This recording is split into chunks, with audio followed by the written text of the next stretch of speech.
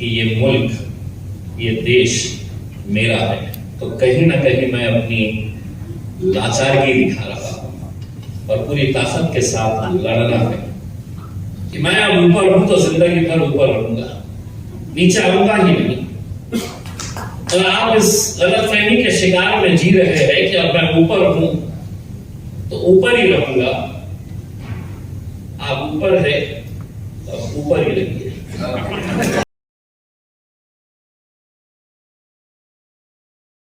कि ये मुल्क, ये देश मेरा है।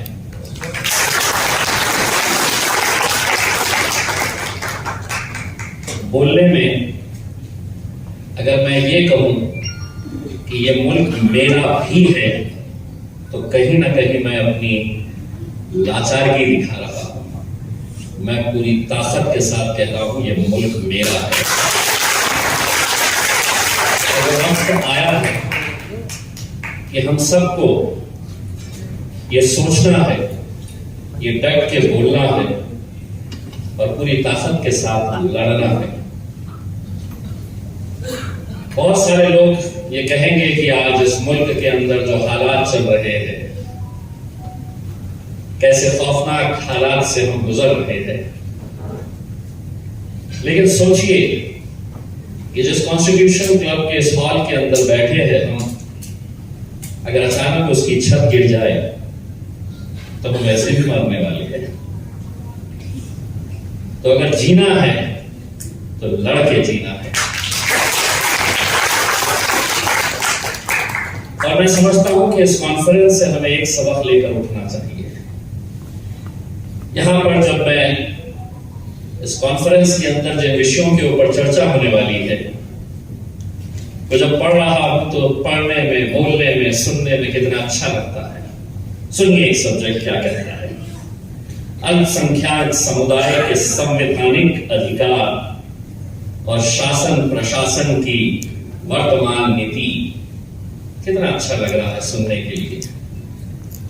Constitutional rights of minorities and government policies. दूसरा सब्जेक्ट है अल्पसंख्यक समुदाय पर हमले और कानूनी कार्रवाई।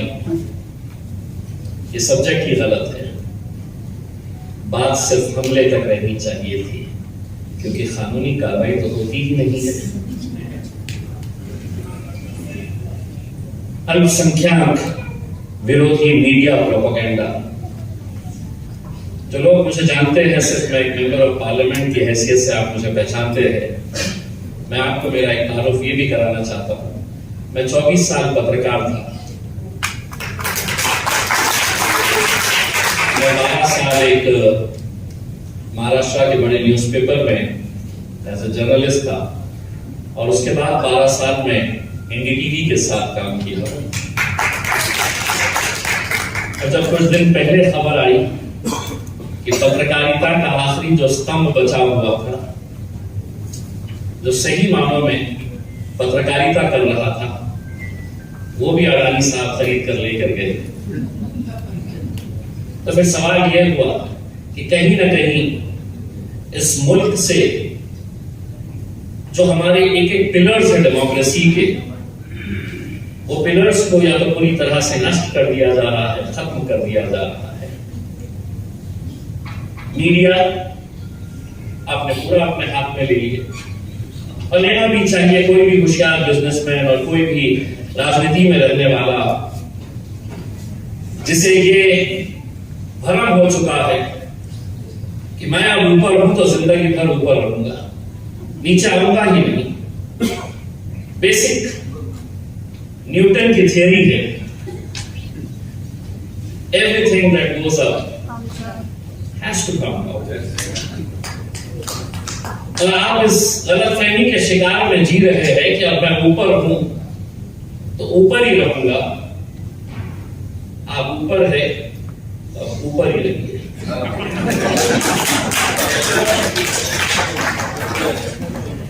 मैं किसी का नाम नहीं ले रहा हूं, इसलिए नहीं ले रहा हूं आप वैसे भी बहुत मोहब्बत करते हैं हमसे।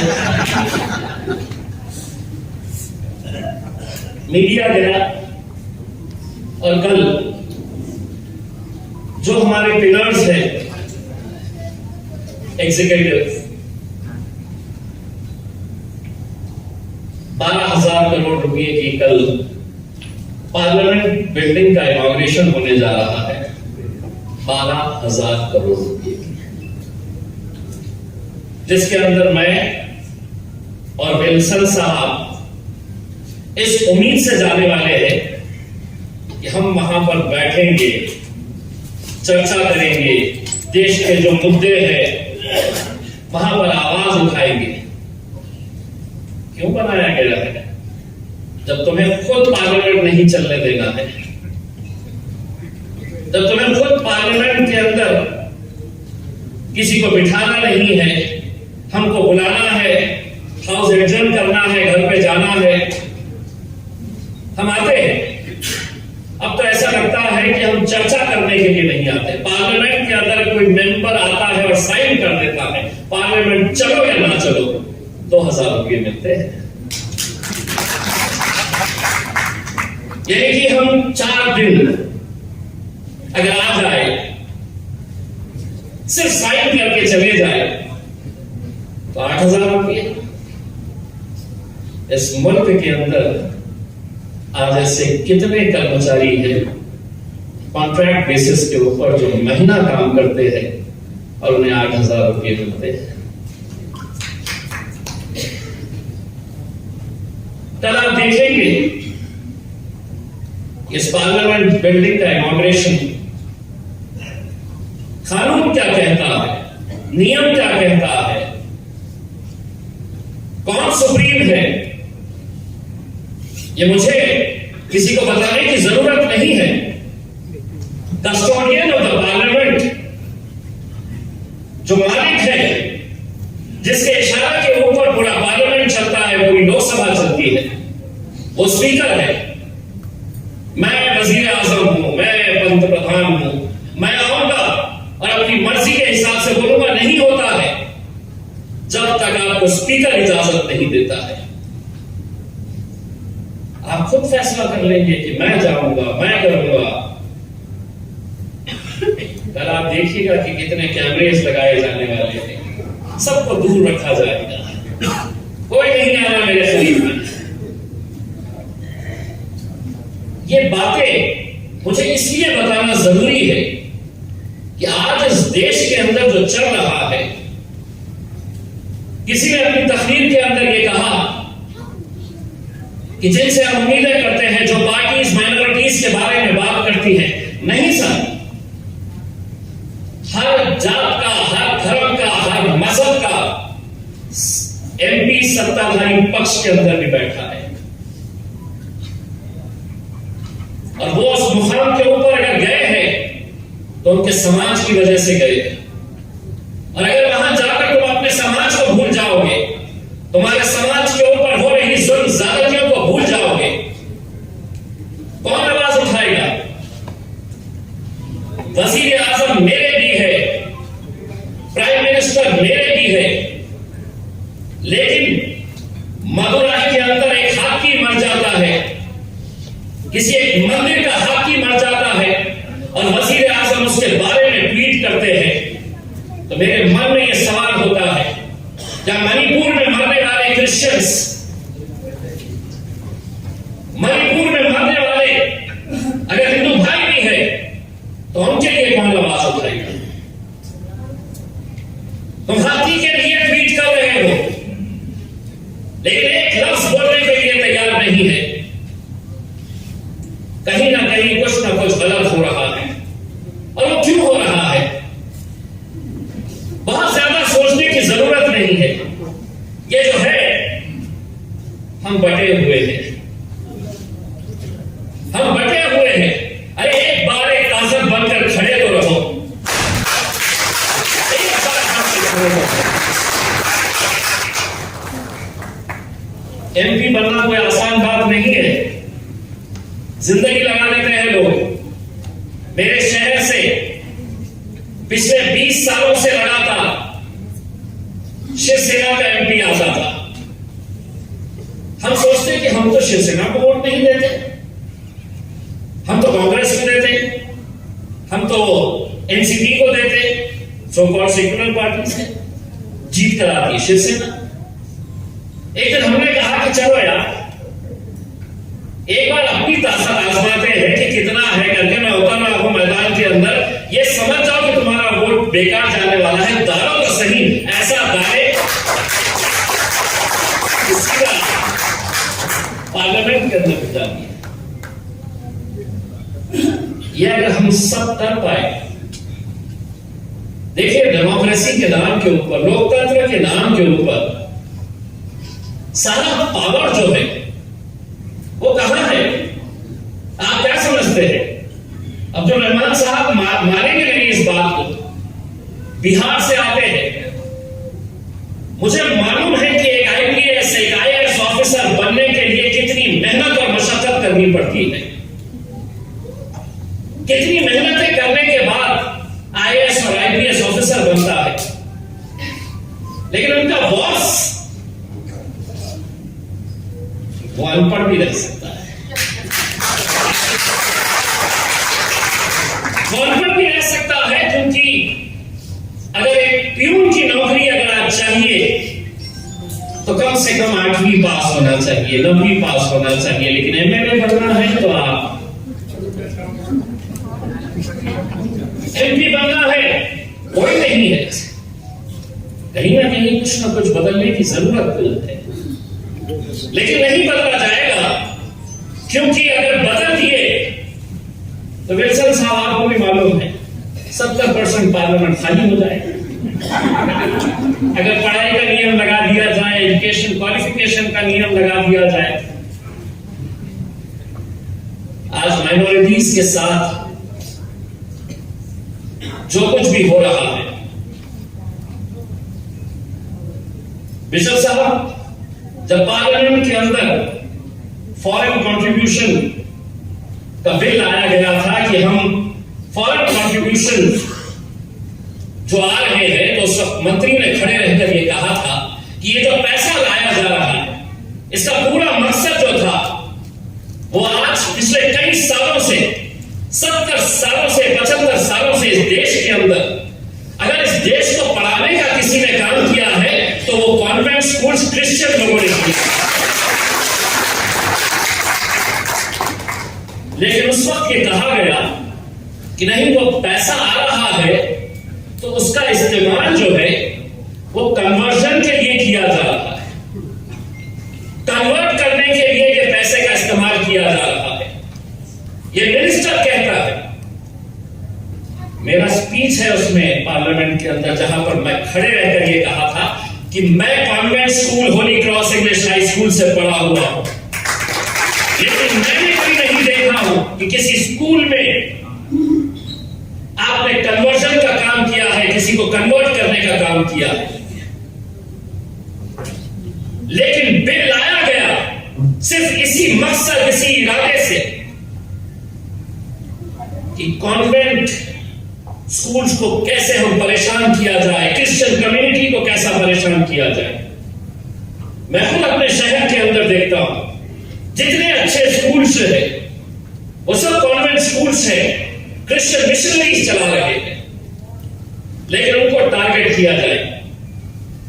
मुसलमानों का जिक्र होगा तो हम कहां से शुरू करें और कहां खत्म करें?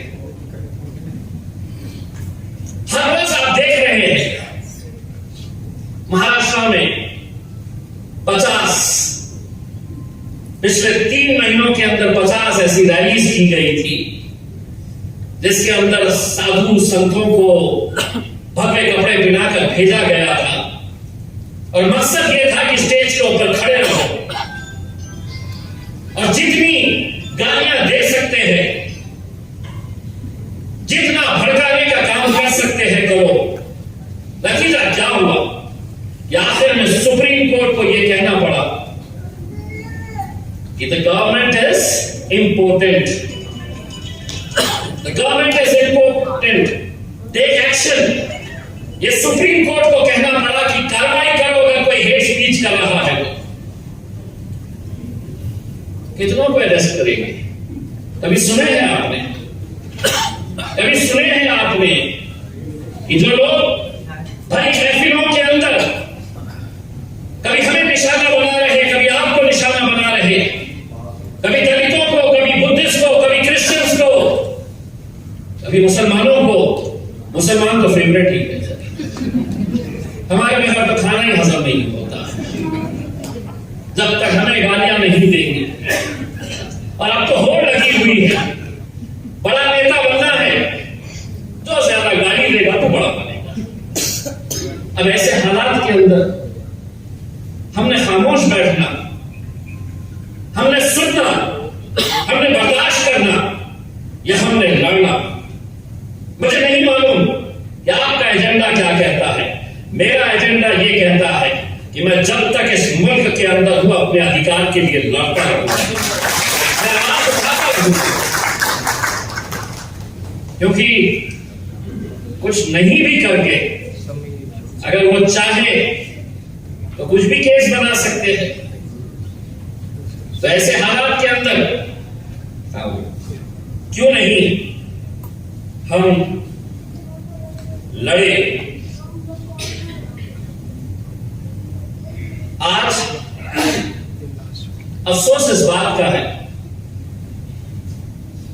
2014 के बाद, देखिए सियासत अपना रंग, हर पॉलिटिकल पार्टी अपने हिसाब से। मैं एक बात बहुत ही संजीदगी के साथ ये कहना चाहता हूं और बड़े दिल से ये कहना चाहता हूं कि कभी ना कभी तो ये सरकार हटेगी, कभी ना कभी तो ये जुल्म और सितम के जो बादल है वो छटेंगे। एक दौर था जब नीचिया तबका जो था, जो अनएजुकेटेड लोग थे, जो इलिटरेट थे, झोपड़पट्टियों में रहते थे, पहले सिर्फ भड़काने का काम उन्हें किया जाता था। ये नीचे के तबके के लोगों को भड़का दो। एजुकेटेड क्लास इसका शिकार कभी नहीं हुआ था। लेकिन आज अफसोस के साथ कहना पड़ रहा है कि एजुकेटेड क्लास का जो रवैया है, आप देखिए सोशल मीडिया के ऊपर कैसा भरा पड़ा रहता है। आप जरा सा आजमा लीजिएगा, नहीं आजमाए होंगे तो सिर्फ आज डाल दीजिएगा सोशल मीडिया के ऊपर कि नहीं, the new parliament building should be inaugurated by the president of India or the speaker। देख लीजिएगा एजुकेटेड क्लास का कोई तर्क नहीं, कोई वितर्क नहीं, कोई आर्गुमेंट नहीं, कोई लॉजिकल बात नहीं, बस भक्ति के अंदर इतने चूर हो चुके हैं कि कोई कुछ नहीं कहना। हमारे आका को, हमारे साहब को, हमारे देव को कोई कुछ नहीं कहना। कब तक हम लोग सुनते रहेंगे? ये सियासी जलसा नहीं है, वरना सियासी जलसों के अंदर मैं ये कहता हूं कि 75 साल तक तुम बोलते थे, हम सुनते थे, अब हम बोलेंगे और तुमको सुनना पड़ेगा, सुनना पड़ेगा। आज मैं जो हालात देखता हूं मॉब लिंचिंग की घटनाओं के ऊपर, क्या मुझे नहीं लगता है, क्या आपको नहीं लगता है कि किसी बेकसूर एक इंसान को पकड़ के मारा जा रहा है, पीटा जा रहा है? कभी ये कहा जा रहा है कि तुम ये पहनोगे नहीं, तुम हिजाब पहनोगे नहीं, तुम बुर्का पहनोगे नहीं, तुम्हारे फ्रिज के अंदर क्या है, तुम कौन सा गोश्त खाओगे नहीं खाओगे,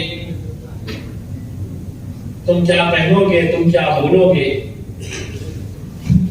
ये भी हमारे लोकसभा के हमारे मित्र है नाबा कुमार सलानिया साहब, मेंबर ऑफ पार्लियामेंट और जनता तालीम संस्था के स्वागत करिए।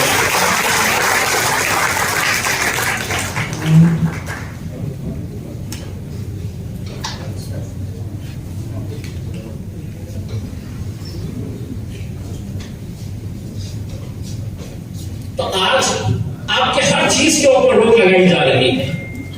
वो तय करेंगे कि आपने क्या बोलना है, आपने क्या पहनना है, आपने क्या खाना है। अंदर 1 साल बचा हुआ है। 2024 के अंदर अगर दोबारा मित्रों अगर विराजमान हो गए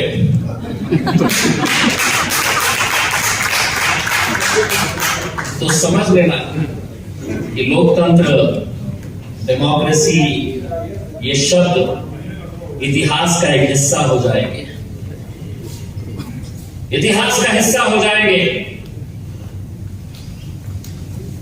ये संविधान को बचाने की बात कर रहे हैं। किस संविधान की बात कर रहे हैं? हर रोज ये संविधान की धज्जियां उड़ा रहे हैं और हम ये कहते हैं कि अगर 75 सालों के अंदर इस मुल्क ने तरक्की की है, अगर हम भाईचारे की तरह रहे हैं, आपकी जात अलग, आपका धर्म अलग, आपका मजहब अलग, लेकिन हम सब एक भारतीय बनकर रहे हैं, तो सिर्फ संविधान की वजह से। लेकिन आज लड़ाओ क्रिश्चियंस को हिंदुओं से, हिंदुओं को मुसलमानों से, मुसलमानों को बुद्धिस्ट से, मराठाओं को इनसे उनसे, यही काम, यही एजेंडा चल रहा है। लोग खुशियां जब मना रहे थे कि कर्नाटक हार गए, ये शुरुआत हुई, मुझे चिंता सताने लगी है। और यकीन मानिए इसके ऊपर आपको भी गौर करना। जब दिखाने के लिए कुछ रहता नहीं है कि हम ये अच्छा काम किए हैं, तो सबसे आसान हथियार होता है दंगे करवाना, हिंदू मुसलमानों को लड़ाना। यही एजेंडा का हिस्सा बन जाता है। और मुझे ये डर, ये खौफ सताता है कि कहीं ऐसा ना हो जाए कि 2024 की लालच के अंदर न जाने कितने और बेकसूरों की लाशों को गिराया जाए, कितने शहरों के अंदर दंगे भड़काए जाए। राहुल डंबारे साहब ने मेरे बारे में कहा, रामनवमी की एक रात पहले मेरे शहर में एक इलाके में दंगा हुआ, जहां रामनवमी के मौके पे राम मंदिर के ऊपर हमला किया गया। रात के 1:30 बजे जब मुझे ये खबर मिली, मैं खुद उतरा वहां पर। मैंने बहुत कोशिश की किसी तरीके से उसको कंट्रोल करूं, लेकिन जब मेरे से भी कंट्रोल नहीं हुआ तो मैं उस मंदिर के सामने जाकर खड़ा हो गया और मैंने ये कहा कि कुछ भी हो जाए, कितने मरते हैं, कितने जीते हैं, लेकिन मंदिर को हाथ नहीं लगाने दूंगा। क्योंकि मुझे मालूम था एक मंदिर पे ये निशाना होता, दूसरे दिन कितने मस्जिदों को निशाना बनाया जाता है। और आज महाराष्ट्र के मुख्यमंत्री हो, चीफ मिनिस्टर हो, डिप्टी चीफ मिनिस्टर हो, होम मिनिस्टर हो, डायरेक्टर जनरल ऑफ पुलिस हो, एक मेंबर ऑफ पार्लियामेंट उनको पत्र लिखकर ये कहता है कि इसकी इंक्वायरी कराइए। एक हाईकोर्ट के जज से, एक रिटायर्ड हाईकोर्ट जज से आप इंक्वायरी कराइए, कोई जवाब नहीं आता है। मजबूरन एक मेंबर ऑफ पार्लियामेंट अपने वजीर आजम, अपने प्राइम मिनिस्टर को लेटर लिखता है, अपने देश के होम मिनिस्टर को लेटर लिखता है, अमित शाह साहब को, कि आप इसकी इंक्वायरी कराइए। मोदी जी का एक जवाब आता है मुझे, एक लाइन का, आपका पत्र मिला मुझे, आपका पत्र मिला मुझे, ये जवाब मिलता है। मैं उनसे ये कहना चाहता हूं, मैंने आपकी खैर खैरियत तो पूछा नहीं कि आपकी तबीयत कैसी है, कैसा प्रचार चल रहा है आपका, सब ठीक ठाक चल रहा है, बढ़िया। मैंने आज से एक दंगे की जांच की मांग की जिसमें 2 लोगों की जान गई, और जब सरकार खामोश बैठती है तो क्यों मैं ये नहीं कहूं कि ये दंगा कराने के अंदर तुम्हारा ही हाथ था। वरना कराओ, अगर है हिम्मत तो कराओ। मैं बताऊंगा कि कैसा पुलिस की गाड़ियों को रोका गया था वहां पे पहुंचने से, कैसा फायर ब्रिगेड की गाड़ियों को रोका गया था वहां पहुंचने। सब एविडेंस है, जानते हैं। इसके चक्कर में पड़ो मत। 24 साल पत्रकार था, पुराना हिसाब किताब निकाल देगा तो अपनी बात लग जाएगी, इसलिए खामोशी हो जाएगी। हालात तो ये हो गए हैं दयाल साहब कि जुल्म के सारे हुनर अब हम पर ही आजमाए जाते हैं। जुल्म भी हम ही सहते हैं और जालिम भी हम ही कहलाए जाते हैं। ये आज ऐसे हालात से हम गुजर रहे हैं। मैं समझता हूं कि ये कॉन्फ्रेंस एक शुरुआत है हम लोगों को इकट्ठा होने की और साथ में मिलके, कहते हैं ना एक अकेला थक जाएगा, हम सबको ये बोझ उठाना है, लड़ना है और हाथ से हाथ मिलाकर अगर हम लोग एक ताकत बनकर एक जंजीर की तरह खड़े रहेंगे तो मेरे हिसाब से अच्छी अच्छी ताकतें झुक जाती है। और मैं समझता हूँ ये झुकाने का मौका है, ये लड़ने का वक्त आया है। हम सबको लड़ना है, हम सबको मिलजुल कर इसका रास्ता कैसे निकाला जाए इसके ऊपर विचार करना है। आप कितना भी जुल्म कर ले, आप कितना भी ये सोच ले कि हम इन पे जुल्म करेंगे, खास तौर से हमें हर दूसरे दिन ये कहा जाता है, हर दूसरे दिन कहा जाता है।